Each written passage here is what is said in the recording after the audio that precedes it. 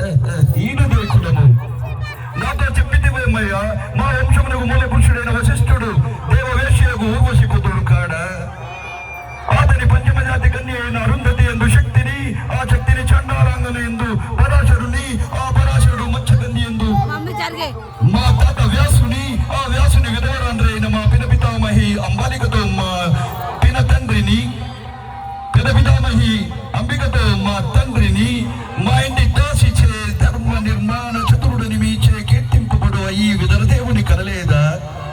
సందర్భోసరములను బట్టి క్షేత్ర బీజ ప్రాధాన్యములతో సంక్రమమైన మా కురువంశమేనాడు కులహీనమైనది కాగా నేడు కులము కులము అను వ్యర్థవాదములెందులకు.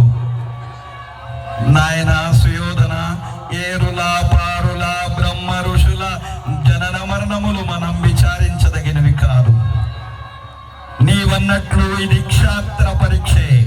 క్షాత్రమున్న వారెల్లరూ క్షత్రియులే. వారిలో రాజ్యమున్న వారే రాజులు, వారే కురురాజ పరిషత్తులో పాల్గొన్నట్టు అర్హులు. ఓహో, రాజరికమా అర్హత నిర్ణయించున్నది.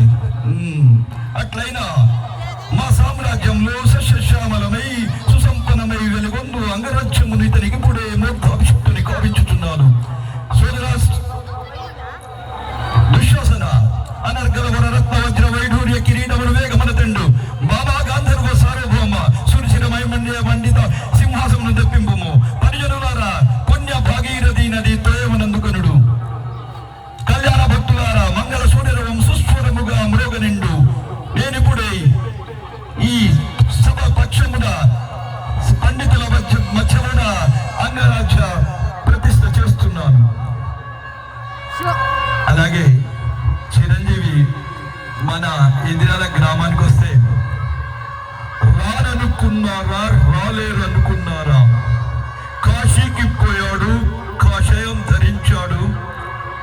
వారణాసి వెళ్ళాడు, వరుస మారింది అనుకుంటున్నారా? అదే రక్తం, అదే పౌరుషం.